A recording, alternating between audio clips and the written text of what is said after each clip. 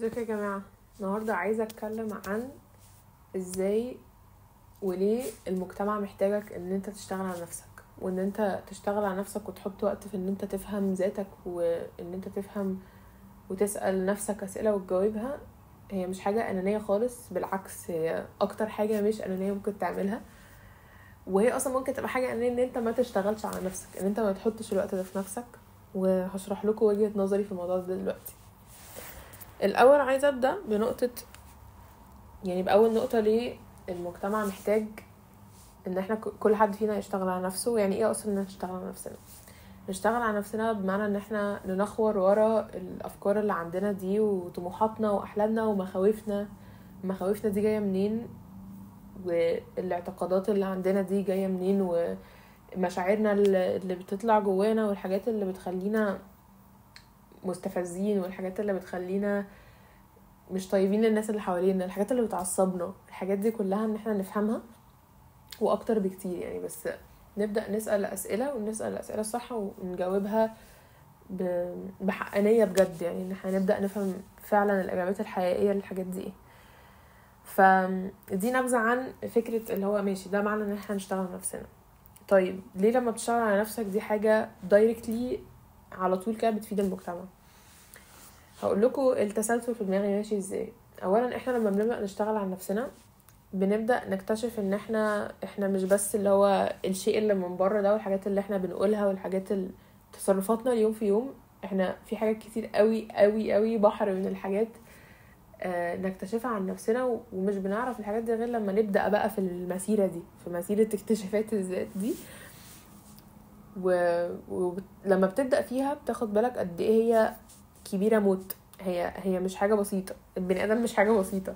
وان انت تفهم روحك دي مش حاجة اللي هو، هي بتخليك فعلا تاخد بالك من الفرق ما بين اللي بيبان من الشخص والحاجات اللي فعلا جواه. بتبدأ تاخد بالك ان البني آدم مش بس الحاجة اللي هنا، لا، هو في حاجات كتير قوي قوي قوي تحته. وان انت تبدأ تفهم ان البني آدمين عاملين كده، بتبدأ من انت تفهمها في نفسك. لما بتفهمها في نفسك بيبدأ يبقى عندك نظرة فيها رحمة اكتر، وفيها تفاهم اكتر للناس اللي حواليك، عشان بتبدأ تفهم ان هما مش بس الحاجات اللي بيقولوها او الحاجات اللي بيعملوها. بتبدأ تفهمهم بجد. بتديك نظرة رحمة وتعاطف للناس اكبر بكتير قوي من ان انت تبقى فاكر انت كمان نفسك كده، وفاكر كل الناس اللي هو احنا بس حاجة كده سطحية. لما بتبدأ تنزل تحت السطح ده تكتشف ان احنا بحر واسع جدا من الحاجات، وان احنا مش بس اللي بيبان من بره، واحنا مش بس الحاجات اللي بنقولها. وبتبدأ تشوف بقى كمية التعارضات والحاجات الصعبة تتفهم فيك وفي الناس اللي حواليك. وبتبدأ تفهمهم اكتر. لما تبدأ تفهمهم اكتر تبدأ تعرف تسمع احسن، تبدأ تعرف يبقى عندك تناقشات بناءة اكتر عن الحياة بتشتغل ازاي، واحنا ازاي ممكن نشتغل مع بعض لأهداف متشاركة، ازاي ممكن نفهم بعض احسن، نفهم من بعض اكتر. بتبدأ تفهم الناس اللي حواليك اكتر. فبنبدأ كلنا كده كمجتمع نجمع حكمة اكتر، ونسأل اسئلة احسن، ونفهم من بعض اكتر.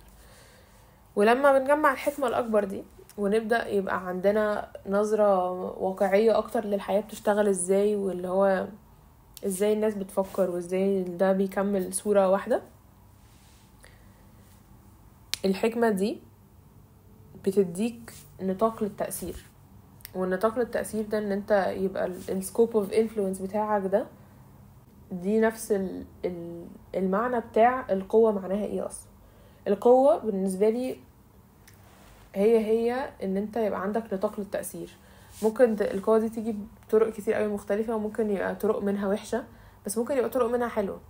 فانت لما بتشتغل على نفسك وتفهم نفسك وتفهم الناس وتتعاطف معاهم اكتر، وتبقى تفهم الدنيا بتشتغل ازاي احسن، عشان ابتدينا نفهم ناس اكتر حوالينا، ويبقى عندنا وجهات نظر كتير مختلفة ممكن نحطها مع بعض ونفهم منها صورة اكبر، ويبقى عندك حكمة اكتر.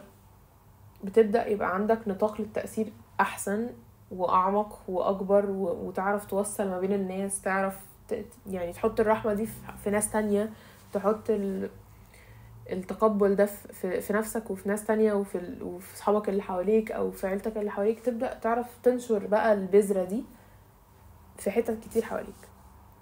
واحنا محتاجين ده كده كده، احنا محتاجين الحكمة، كل الحكمة اللي نعرف نجمعها مع بعض كده، عشان ايه؟ قبل ما نروح كلنا في داهية كبشرية يعني.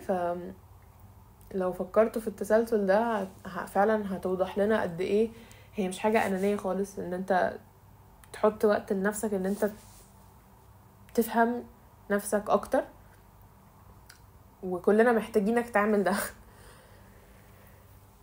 وكلنا محتاجين ان احنا نبدأ يبقى عندنا ان احنا نطاق التأثير الإيجابي ده، واللي هو السلطة الإيجابية، ان انت تعرف تأثر في الناس اللي حواليك بطريقة بناءة. دي برضو حاجة المجتمع محتاجها، وانت محتاجها برضو، انت كمان هتتبسط لو حسيتها. وبتبدأ الموضوع ده كله من ان انت تفهم حاجات اكتر عن نفسك، وتعرف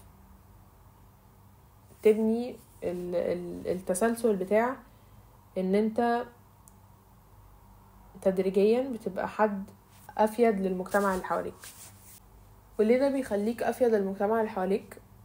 عشان احنا لو فكرنا فيها بجد، هو الافادة مش بتيجي من اشياء مادية، مش بتيجي ان انت تخترع حاجة، ان انت تعمل الشركة.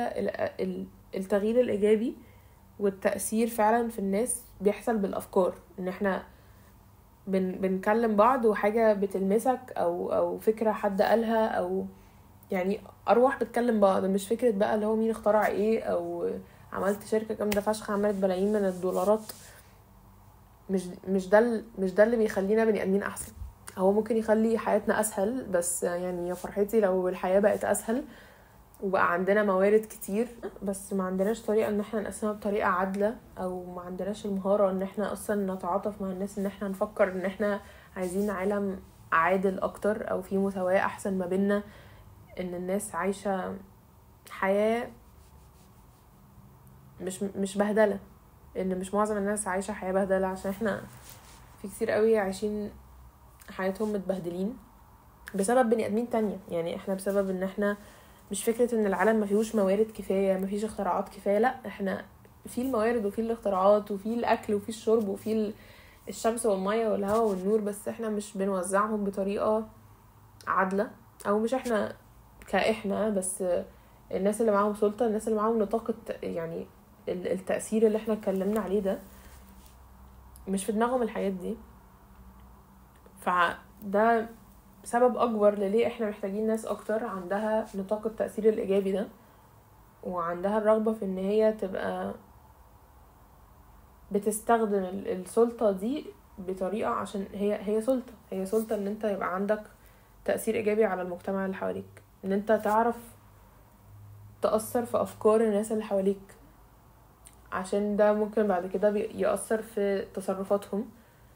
وده برضو نطاق تأثير، ان انت يعني تأثر في افكار حد وبعد كده تصرفاته. ده نفس اللي اي حد تاني معاه سلطة يعني دي نفس الطريقة اللي الناس اللي معاهم سلطة بيستخدموها بيها.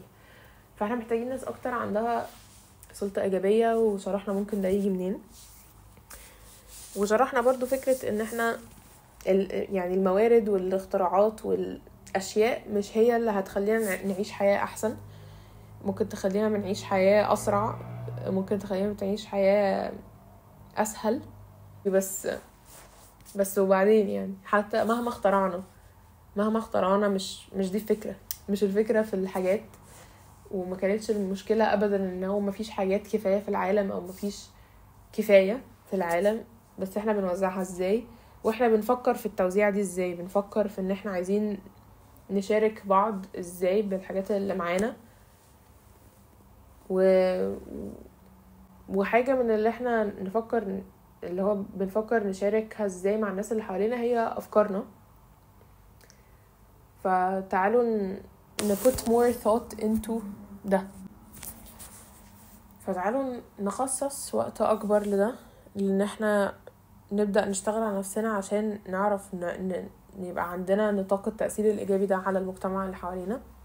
نبدأ نخصص وقت أكتر لده، نفكر بشكل أعمق في ده، نوسع نظرتنا على أهمية ده قد إيه فعلا، عشان إحنا محتاجين ده كمجتمع محتاجينك تعمل ده، وانت هتلاقي ان انت كمان محتاج تعمل ده عشان تعيش حياة احسن، وتسأل اسئلة كده كده نفسك ان هي تتسألها، في حتة منك نفسها ان هي تعبر وان انت تعرفها فعلا. فاعتبروا الفيديو ده اشارة ليكوا ان انتوا تبدأوا الموضوع ده، انتوا تبدأوا تعرفوا اكتر عن نفسكوا، وتسألوا نفسكوا اسئلة وتجاوبوها، وتكتشفوا فعلا تكتشفوا اكتر عن نفسكوا. بس كده. قولوا لي ارائكم في الكومنتس لو حد بيفكر في حاجة، اكيد حد بيفكر في حاجة يعني، فقولوا لي رأيكم في الكومنتس، شاركوني، و see you في الفيديو اللي بعده. باي باي.